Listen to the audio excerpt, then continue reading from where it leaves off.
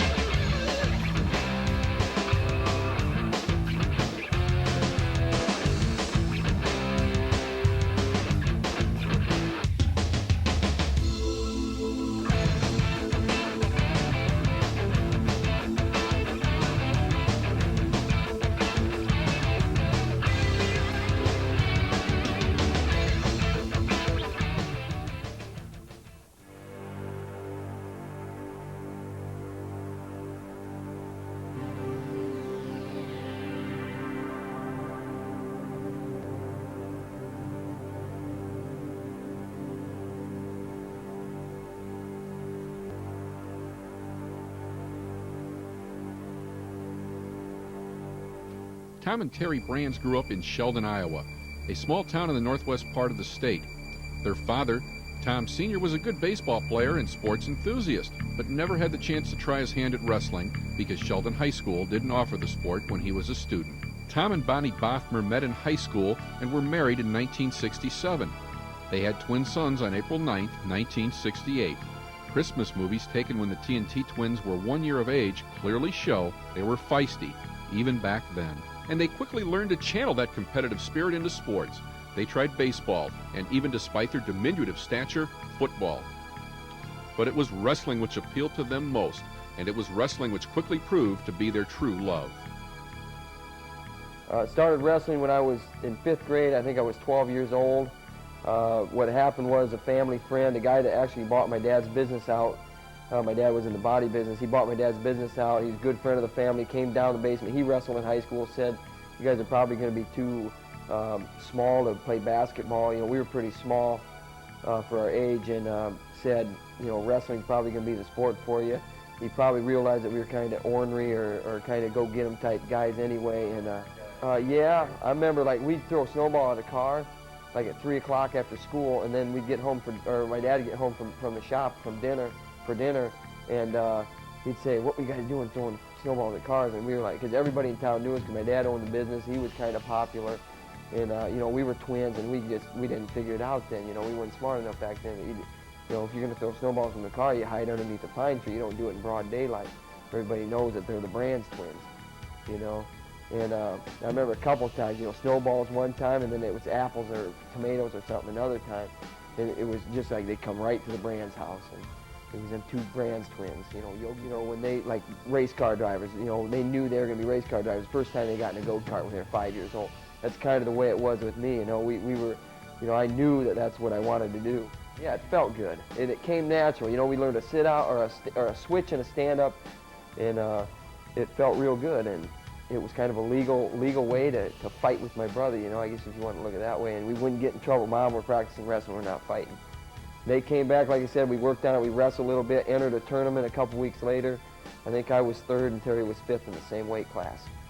And it was quite a deal, and from there it was just, you know, that kind of took off from there. I think I was interested forever. You know, my brother and I always roughhoused, but the first real interest in the sport as a real sport, so to say, was probably 5th grade. Family friend Randy Fakis came in and said, you guys are going to be too small to play basketball, and he kind of chuckled. And he said, here's a crate, I'll work on it, I'll see you next week. And basically that's how it all started.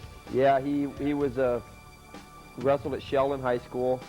Probably 10 years before we did, maybe 8 or 9 years. I'm not sure the exact number, but he was real good with arm bars and chicken wings and tight waist rides and things like that. And he really taught me a lot of the basics about staying in good position. And they gave us a 10 by 10 mat, so it made us stay in the center of the mat, and that's how we learned to. We always, like I said, even before we even knew what wrestling was, we were wrestling. He always says he won the first match because he beat me out of my mom's womb or whatever. So, Tom said that. He's 5 minutes older than I am, so that was always a big thing with him. And, I say I beat him because I pushed him out first. Though they didn't possess the best skills, the twins were natural wrestlers in many ways. They were extremely competitive, some would say combative by nature. They never stopped coming and never gave their opponents a chance to rest. Foes quickly learned that when stepping on the mat with one of the TNT boys meant an all-out effort was required simply to survive.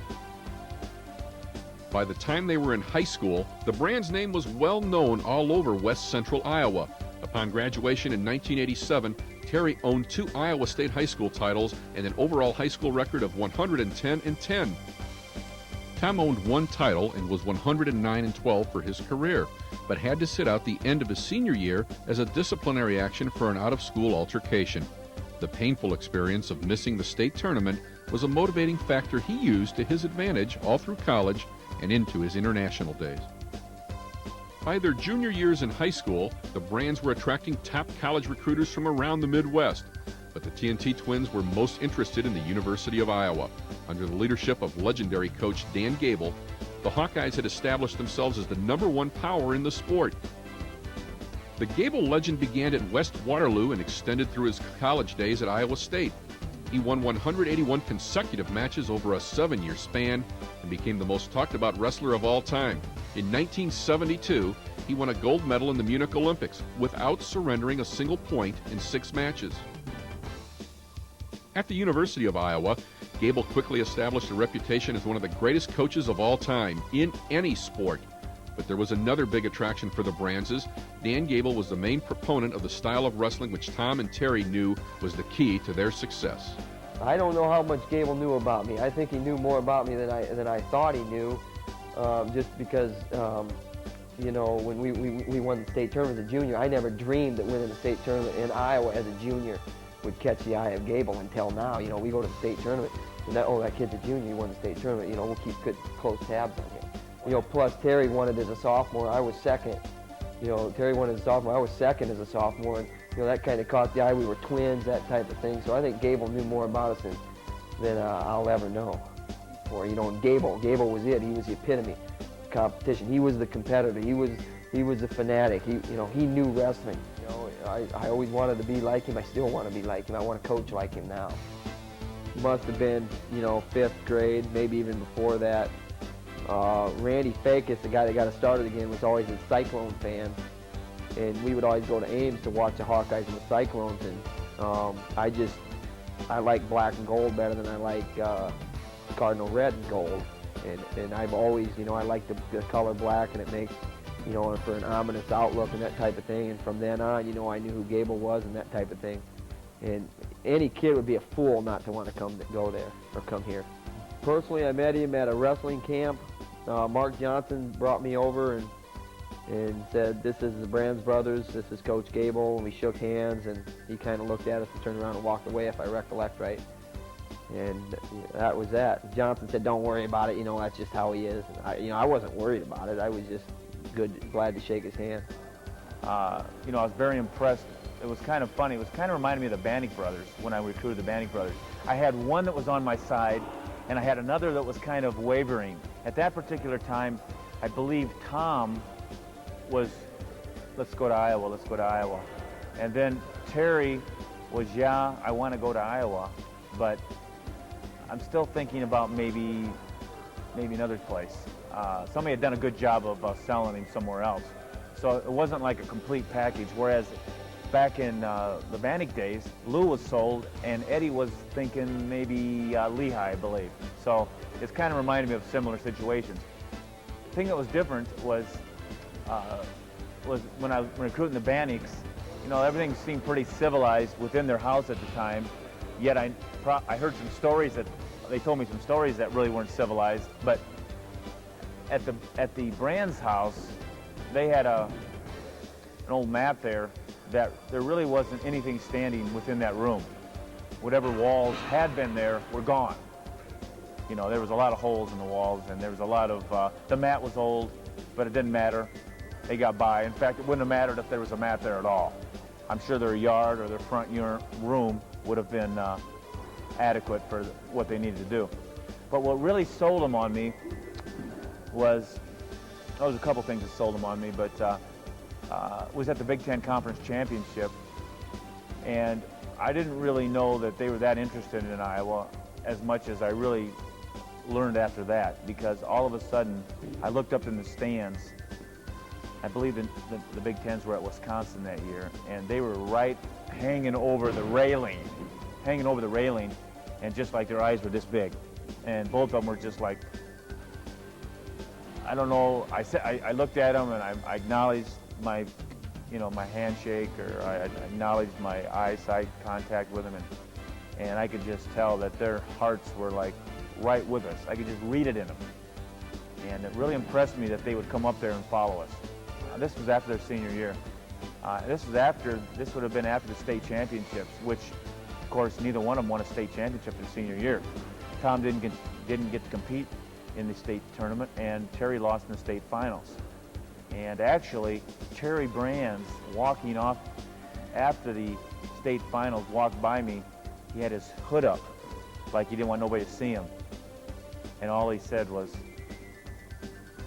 "Coach, losing sucks." And then he just walked on by. And I just kind of, and I didn't really know him that well, and I just kind of like, I better look into these boys a little bit more.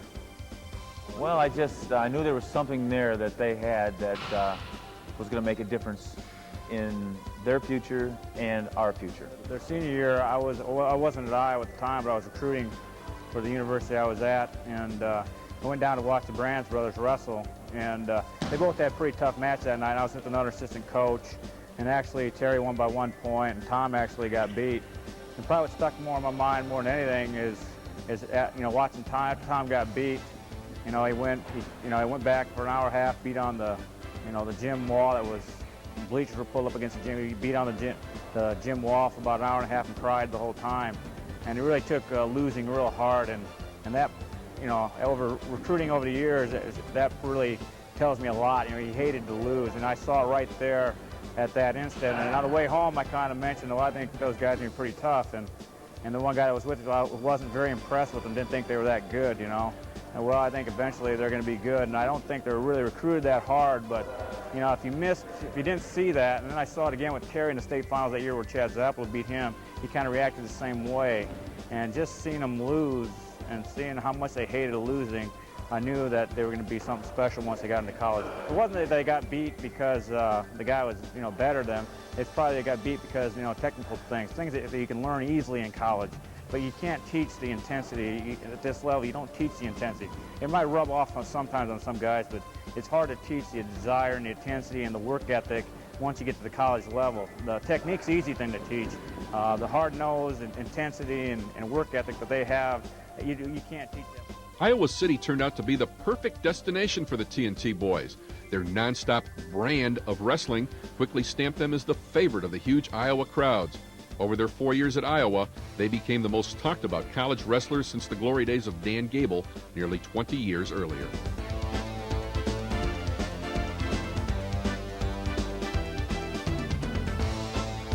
When their college careers ended at the NCAA tournament in 1992, Tom and Terry Brands were at the very top of the long and illustrious Hawkeye ladder. Tom won 3 Big Ten titles and 3 NCAA titles. His winning percentage of .952 is the highest in Iowa Hawkeye history. Just 1 percentage point ahead of the number 2 man on the list, Terry Brands. Terry also won 3 Big Ten titles and 2 NCAA titles, finishing second in the NCAAs as a junior. The moment their collegiate careers expired, the TNT guys turned to freestyle wrestling with a vengeance. They quickly established themselves as the best in the United States and the best in the entire world. In the summer of 1993, They earned spots on the World Games team in stiff tryouts in Philadelphia. Then in August of 1993, in Toronto, Canada, the Brands twins shocked the world. Terry ran all over his foes to become world champion at 125.5 pounds, and Tom did the same next weight class up, winning the world title at 136.5 pounds. Suddenly, Sheldon, Iowa could boast of being the hometown of 2 world champions. By 1995, Tom and Terry Brands had practically won every major wrestling title in the entire world. Both were USA Wrestling National Freestyle Champions, World Cup champions, and Pan American Games champions. Special honors flowed their way. They were named co-winners of the Man of the Year Award by Amateur Wrestling News in 1993 and were featured in national magazines like The Olympian.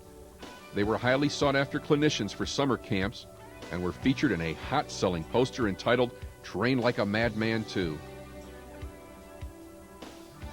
One of the sweetest honors came when they were asked to return to the Iowa State High School Tournament in 1993 as Grand Marshals of the Parade of Champions. It was a wonderfully nostalgic moment for both Tom and Terry, and for their mom, Bonnie. In the demanding world of amateur wrestling, the Brands name has become synonymous with hard work, dedication, and success. But the name has also become synonymous with another word, intensity. A Brand-style workout is not for the faint of heart. It can be grueling, both mentally and physically. Very few can keep the pace. Well, basically, the way you look at it is there's three main areas of wrestling: strength, conditioning, and technique. Drilling is of utmost importance, obviously, to get your timing down for the technique, to learn new holds, to add to your style. And that's a big thing that a lot of people don't like to do, and I'm one of them. You know, as a matter of fact, it's probably my least favorite part of the sport, but it's probably the part of the sport that I spend the most time on. Drilling is so important for, like I said, timing, you know, getting your timing down, learning new holds, adding to your style, trying to keep your opponents off balance, because, you know, you do the same thing over and over again for 6 years straight. You know, people are going to catch on, and you know, it's not something that you got to keep adding to it. Wrestling is a sport where it's not where, you know, you can just stay static or stay in one place at all times. You know, Coach Gable even said that he's still learning, and I got so much to learn just to know what he knows now. And if he's still learning, you know, am I ever going to catch up to him? And that's another thing that it kind of keeps you going. You know, always learning, always trying to add to it, to your skills. Like I said, my least favorite part of wrestling is drilling, and I kind of hate it, but I think it's good to hate something. I think strength is very important, especially for my style. Some people's style, it may not be as important. Just like drilling for my style may not be as important as it might be for a so-called slicker, you know, a technician. But I think that you realize that those two things go hand in hand. And strength, technique, and conditioning, those three things are the things that make up the best wrestlers. I think I realized real early on that I wasn't going to be a technician, simply because it kind of came real hard for me. I was more like a lumberjack. I like to get out in the backyard and pick up rocks and throw them in a big pile, or grab a hatchet and split wood or cut down a tree or something like that, whereas in organizing, maybe stacking up a nice pile of wood or something like that. You know, that's the way I like to kind of look at it in my own mind. And it's kind of the same way, you know, I'd like to get in somebody's face and snap them and push them and shove them and get them off balance and blow them off their feet with a kind of the ideal type basic double leg, than, you know, slick them with a duck under or something like that. And it's just something that fits my personality well. And wrestling's a sport that you can tell people's personalities when you're watching compete. So that's definitely, you know.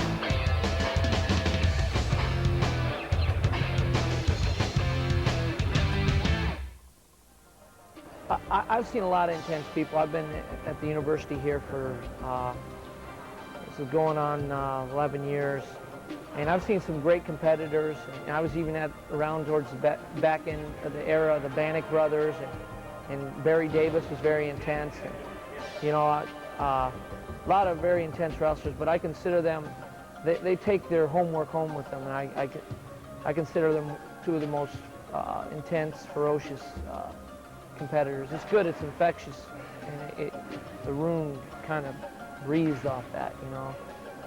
Very intense. They showed me the way that I wanted to learn how to wrestle, you know, both in the practice room and in competition. I think I watched them a great deal on videotape, you know, even though they were a lot smaller than me at the time.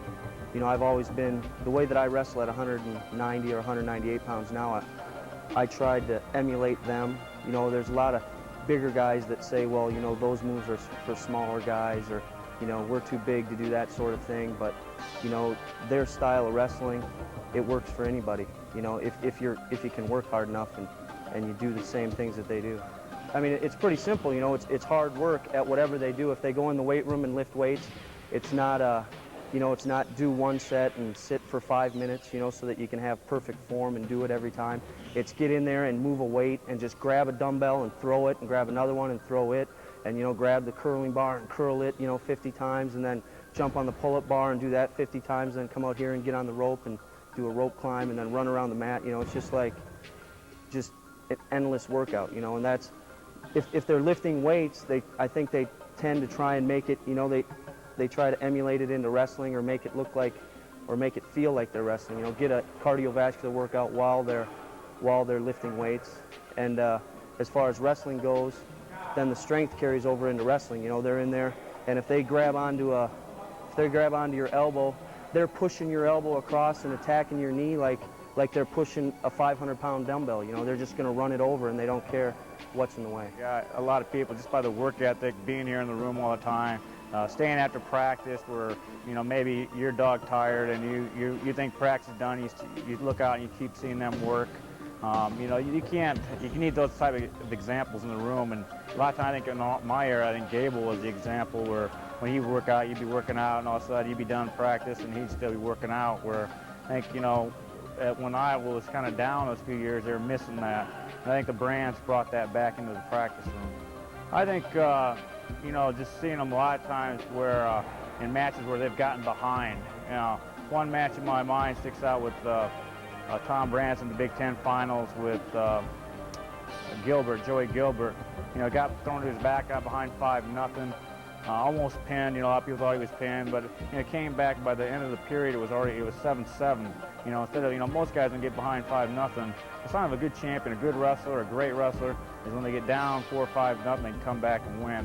And you've seen that. I've seen that time and time with the Brands. Of even Terry and Tom, both when they get down, their ability to come back. In fact, Terry did this year in the World Championships. Was down 3-0. You know, most guys would have thrown the towel in and you know, just gave up on it. Where Terry came back and won. You know, got disqualified the guy. And that's probably the best example I can say. They never quit. You know, if they're going to get beat, it's going to time that might run out on them. Or wrestlers I really respect are probably the ones that have been the most successful through the years.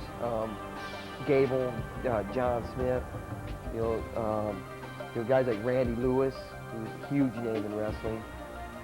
You know, guys in our own room still now, Royce Alger, world runner-up, you know, two-time national champ.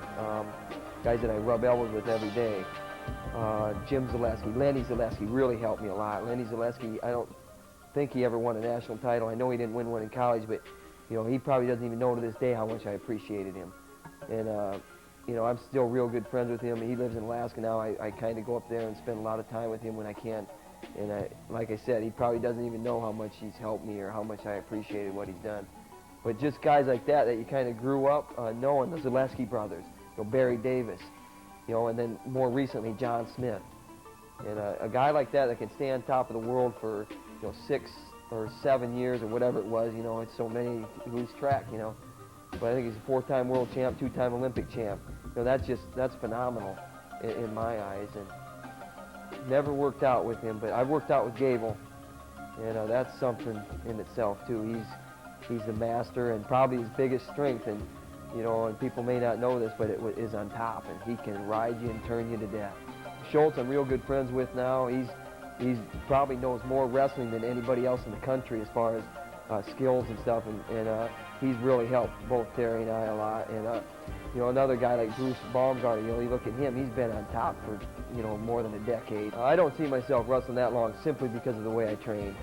You know, and those guys will be the first ones to admit that they don't train like, you know, like a Gable-trained athlete. And guys like Schultz and Baumgartner, but they have their own way of staying in the sport. You can't criticize it because, you know, even though I don't agree with it and they don't agree with me, but, you know, I respect them immensely just because of, you know, because of the way they win and they dominate. You know, I like to be the intimidator. I like to think of myself that way. And again, I'm brainwashing myself. You know, I don't really care what they're thinking. I'm just thinking domination. You know, if it happens, great. If it doesn't happen, then I got to scrap, and I got to do everything in my power to make it happen. And that's what it, most of the time, that's what it is. It's a scrap, and you have to be prepared for a scrap. And that's what separates the men from the boys, you know, is who can scrap when it's time to scrap, and who's going to take a back seat. I wish matches were 20 minutes long, but that's kind of crazy. I would have really liked a 9-minute match, I think. 3-3-3 with 1 minute, 2 1-minute rest periods in between after the first and second period, like Gable wrestled. And I think Lewis wrestled that way for his first couple years on the circuit, and you know, I think that would really suit me. Running, it's kind of like drilling with me. I'm not a big runner. I don't like to run, but again, it's very important. And some of the best conditioning workouts I've ever had have been with Gable putting us through running workouts and on the stairs and that type of thing. You know, skipping rope, that's an important thing for foot speed and keeping your feet moving. You know, a lot of other things, just shadow wrestling by yourself, doing foot fire drills, spalling drills where you're hitting the mat, knockout drills, I guess you could call them. You know, putting those hips down hard on the mat and stuff where you're really getting your skills, polishing your skills kind of thing. And, you know, all that stuff's important. You know, it adds your conditioning, but it really adds your feel in your mat sense and how you feel with your feet, how you feel when you step on the mat, how light you feel, how quick you feel. I think that in anything that you do that you're going to be real successful, there has to be sacrifices of fun things. You know, I'll just give you an example. In high school, you know, a lot of times I wrestled all summer long. You know, I played baseball, but I'd quit playing baseball halfway through the season because the state freestyle tournament was there and then the junior nationals. You know, the coach would lose half his infield, you know, in the middle of the baseball season. And that was a lot of fun for me. I love baseball, you know, and I don't know how my teammates perceived that. You know, all of a sudden Tom and Terry Brands aren't there for the rest of the year. You know, we play half the year. What kind of sacrifice they making? But to me, you know, wrestling was everything, and baseball was great, and it was a lot of fun, but I had to sacrifice it. Same thing with social life, you know, running around late at night. I'm a night owl. I love being out late at night, you know, and as much as the next guy. But, you know, you got to get your sleep. You got to get that sleep by 11 o'clock at night. You got to be in bed. You got to take care of yourself. You got to live right. That's what it boils down to. It's a lot of hard work, even living right, just because of all the kind of the outside pressures that, you know, kind of draw you away from, you know, the straight and narrow or whatever. I guess that's the way you want to call it that. But, you know, very disciplined. Also staying away from the poison, whether it's drugs or alcohol. You know, and I'm not saying, you know, you can't have your drinks now and then, but, you know, the best wrestlers in the world have been social drinks, I guess you could call it that, but they haven't abused it to the point where it affects their training. You know, you can't let many things come in from the outside and affect your training. It's been great. You know, there's been some times when we get into it and it's not so great at the time, but looking back, it is, because it really settles disputes. It's a physical way of settling disputes. It's the old, you know, the old American way, so to say. And it's been great having him, and it's just, you know, I could sit here and talk about it for hours, some of the scraps we've been into, but bottom line is we get after, we have a dispute, we get after it, and you know, anywhere from 3 to 45-minute brawls, and then it's settled. Nobody says anything after it's over. Absolutely. Based on what other high school wrestlers do or did at that time, or even at this time, we trained real hard, but compared to the Iowa program, it was a joke. I just didn't know any better, you know. I wasn't ever around Gable. I wasn't ever around somebody that intense where he could push and get the most out of out of an athlete. You know, even after he thinks he's dead tired, you can really go another 3 or 4 hours because, as Mark Mesnick said, one of the quotes that really stands to mind is, your mind tires before the body. When you think you're tired, actually before you are. And I always thought we got a good workout. We did. We worked after practice. We'd go down at 9 o'clock at night. Randy Fakis would come over, and we'd beat the crap out of each other till 10 or 10:30, and then he'd go home, and we'd get up the next morning and run, go through practice, and then do it again at 9. Dad always said, if you want something bad enough, go get it. You know, don't mess around. Don't play games with anybody. You know, look them straight in the eye and tell them exactly what you think. As far as, just being honest with somebody, as far as attaining your goals, you have to go out and get them. And, I'm not going to take a backseat to anybody. Nobody's going to tell me whether I can work out or not. It's a free country. It's supposed to be, but I can do what I want. And I'll find a place. If I can't do it at a certain place, I'll find another place. I think both sides of the family, my grandma was real ornery, was she was a go-getter. And, she fought cancer to the last. And my dad, he worked 80, 90 hours a week in his body shop when he owned it. And, just recently I saw him go 14 hours straight putting my porch in. I broke my porch hauling a gun safe in, and he came up from Florida and spent 14 hours in 95-degree temperatures, 100% humidity. He had like 2 glasses of water. I thought he was going to drop, but he didn't. He just kept going. I go, Dad, drink this water. He goes, and he'd, knock it over. Just get me the wrench or get me the screwdriver. The things that you don't like to do, you really have to take a look at them, because usually those are the things that are going to make you the champ. Drilling is not my favorite thing. Running is not my favorite thing, but I do it daily. And you have to do it daily, or you're not going to be worth a hoot in the sport, or in any sport, or in anything in life, academics, whatever, in the job force, whatever it is, you have to do what you don't like to do.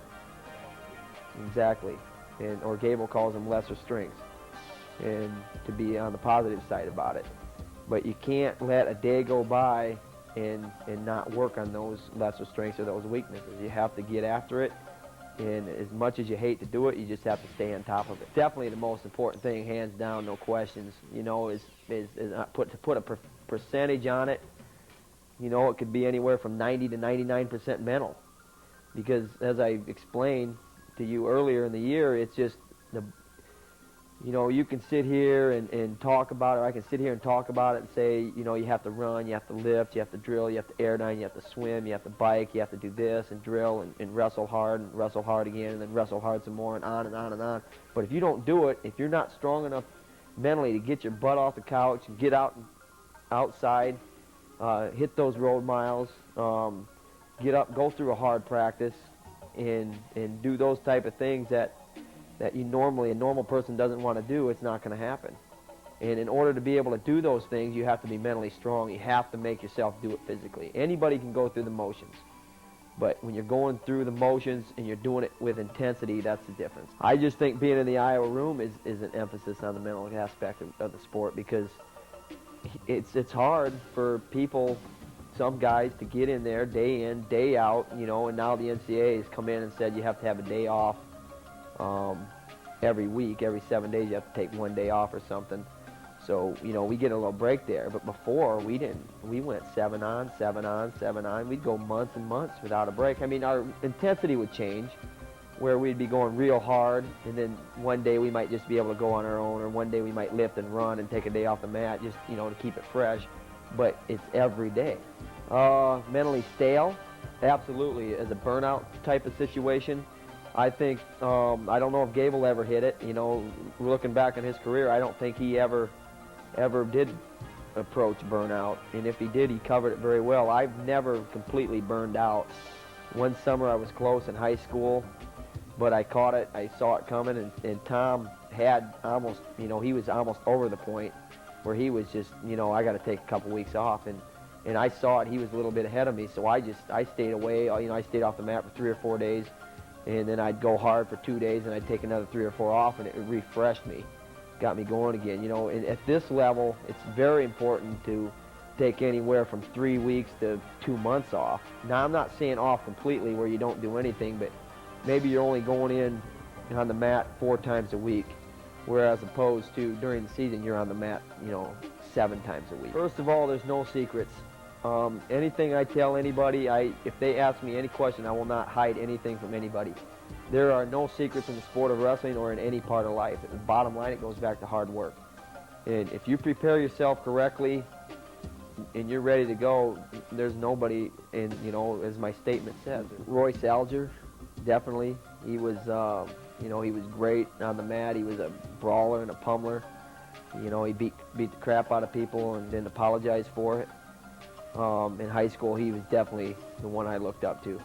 The Schultz brothers, I remember in the '84 Olympics year that the Eastern Bloc boycotted, they were quoted as saying that, you know, if they perceive me, I'm sorry if they perceive me as an element that's dangerous, but I'm only interested in pinning, winning, and scoring points. You know, that's great. That's exactly what I'm looking for, you know. And that's true. That's all the sport of wrestling is, and I think that's why, you know, it's getting away from being, you know, we're fighting for popularity, we're fighting for airtime. But, you know, in America, people don't like to see that type of brutal sport anymore. Winning the States was exciting. You know, I didn't make a big deal. I never really do when I win. It was very important for me to win the States. The year I didn't was very disappointing, and it took me a long time to get over it, you know. A long time. I still haven't gotten completely over it, even winning the NCAAs twice in the Worlds and that type of thing. And I don't think I ever will. Winning the Nationals, the NCAAs, was very important. Again, you know, it's a pinnacle of the season. It's the end of the season. It's what you peak for all year. So it's very important to win. And you know, and it doesn't mean that the NCAAs are more important than state. It's not. You know, when I was in high school, I never had a chance to compete in the NCAAs, so I didn't even know what the heck the NCAAs really were other than from a spectator point of view. So I need to take care of winning the states. And then when I get to college, I got to take care of winning the nationals. Then when I get done with that, I got to take care of winning the Worlds or the Olympics or whatever. And you know, if there was a universal championship where all the worlds out there in the whole universe were competing, then that would be the ultimate goal now. And I really didn't know how good they were based on practice, kind of like a Randy Lewis situation. He came in here, I could not tell how good he was, even though he had all these credentials based on practice room. Randy wrestled for us right away, and as soon as he wrestled for us, you knew right away he's going to be good. But that's the same thing happened to Brands. They really didn't look very good in the practice room, but yet they were working hard. They'd be the last guys that were there. In fact, our team would sit around after practice and watch these two guys go at it after everybody was done. But then when we entered the Northern Open, both of those guys did some things there in their first competition that I had never witnessed before, just because of the fact that I hadn't seen them in competition that much. They just did things there that they wouldn't normally do in a practice room, things that made the difference in winning. Their intensity, the tenacity with which they went about a match, just the fight. But it continued to happen all season long. They were there on time, they did everything they had to do, and they stayed after. And they would get better workouts than 90% of the guys. They're probably the most intense type of guys as far as what's taking place. They fit right in there, you know, I'd say the Steiners are probably the disciplined kids I've ever coached. Kinseth was probably one of the athletes that really brought himself up from a level that nobody really could believe he could compete at, but he did, just through hard work. And I'd say the Brands, just their intensity, their concentration, their focus, their work ethic, the ability to really turn off everything that's off around them, except for maybe a couple things. In other words, they'd come in here and they could really make some people mad, and they probably didn't care. Or maybe because of some things that they would do that might not be in public accepted. But in the practice room, when you're training, there's some things that you have to do to get yourself set for competition. And they've had to even tone it down in competition somewhat, but that's probably hurt them somewhat because they've had so many people talk to them about, okay, let's make sure you do this right and that right and this right, and that sometimes they forget about what made them great. And I've been able to settle them down, whereas probably a lot of people, they wouldn't have been able to do that. And I think they don't want a lot of people being able to tell them. I think probably their mom or their dad or Coach Gable, just a thinking game. It's a reacting game. It's a very fierce, competitive sport. and you can tame them to a certain extent, but at that extent you may be hurting their nature of being a great competitor. And so it's a fine line, and I've had to be real careful on this. They're different types. You know, I think it's just makeup, mental makeup. You know, I may have been an intense competitor, and I may have reacted differently to certain situations. That's just human beings in our genes, and I got to respect them for how they react. People have to respect me. It just so happens maybe I wouldn't have been overreactive in a way that a lot of people from the outside might look more down on them. As maybe me, I'd just go off, feel bad, and then maybe in a room by myself go crazy, whereas they may go crazy in a room where there's other people. And that's the difference. Even though I may have felt like I developed into what I call a great practice room wrestler too, I was still better in the competitions. And they've become better in practice, but I don't know if they've ever really come to the point where I can say there's not much of a difference between practice and competition, because there still is a big difference. They still are game players, whereas I could do both at that time. But really the only thing that counts really is the game. That's the way they've learned to win. They're not, you know, the greatest technicians. They're not, there's great competitors, you know. I mean, you know, I have two brothers. Anybody has brothers or sisters, you grew up in a family with, you got to compete. And I think they've competed against each other ever since they're born. So, I mean, you know, it's just growing up learning how to compete, and that's something that a lot of people don't know how to do. And they've learned that ever since they're born, I think. Growing up being twins, they've learned how to compete. And if you look at twins a lot of times know how to compete. And I think the Brands, I think of the Bannicks, I think of the Steiners, all part of the Iowa program, all were twins. All of those people really knew how to compete. Yeah, he's kind of like a Dr. Jekyll, Mr. Hyde type of thing, you know. Once they're off the mat, they're very nice. Maybe they're kind of quiet, maybe even shy, reserved, you might say. But on the mat, you know, it's just they turn it up, and you just see them in the practice room. You know, practice room they might get taken down, or they might get, you know, you might watch them practice and think, well, they're not that good, but they're the kind of guys that once it comes to competition, you know, or it gets close to competition, they just turn it up a notch, and that's the big difference with them. In the practice room, you know, they're there to practice, work hard. Yeah, I think their intensity is something that's, you know, that's the key to their success, you know, in the way that they stay focused. Watching Terry wrestle at the World Championships this year in the finals, being down 3-0, I think it's incredible, you know, the way that he kept his focus, and he knew that he wanted to wrestle the guy on his feet, and that's where he was strongest, and he had the determination and the self-confidence to attack that guy on his feet. He had probably 10 cautions against the guy where he could have put the guy down, and I was hoping he'd put the guy down and try and turn him because he wasn't scoring takedowns.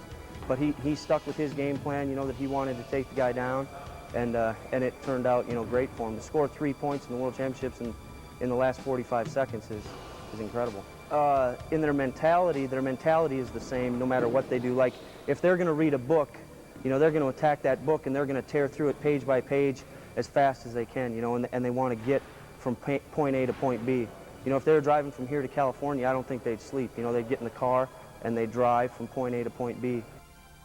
With all their accomplishments in the world of wrestling, one can only wonder what is left for the TNT men to accomplish.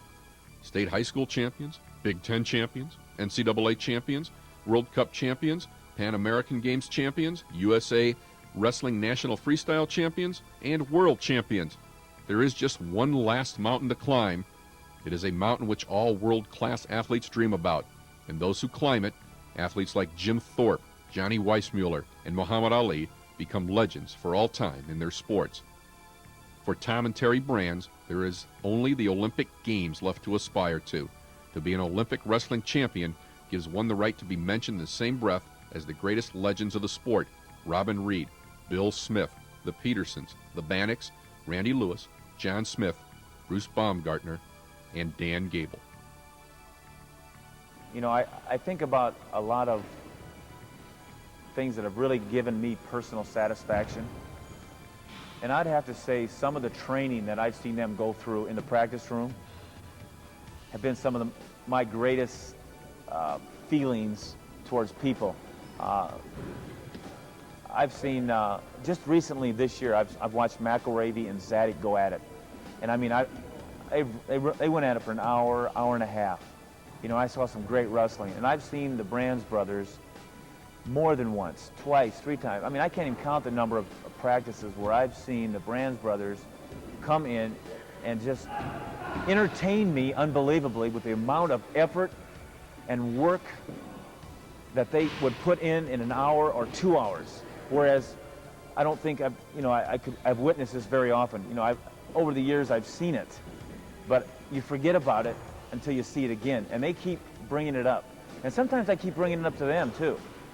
That, you know, for them to entertain me, to make me get excited, I like to see certain things keep me going. And they keep me going because all of a sudden after unbelievable flurries where one guy counters another, or just coming back for more, or just going back to the center. In order to work hard, you have to be intense. They kind of go hand in hand. You can't just put the time in. That's kind of cliche to say that, but you know, it's what you put into the hours. It's not the hours you put in, but it's true. You know, my competitive fire, like you said, it could burn forever, but you know, I got to realize when my body's not gonna allow me to train like this. When I can't train like a Gable coached athlete, then that's when I'm gonna step down, because then I'm cheating the spectators, my family, and myself.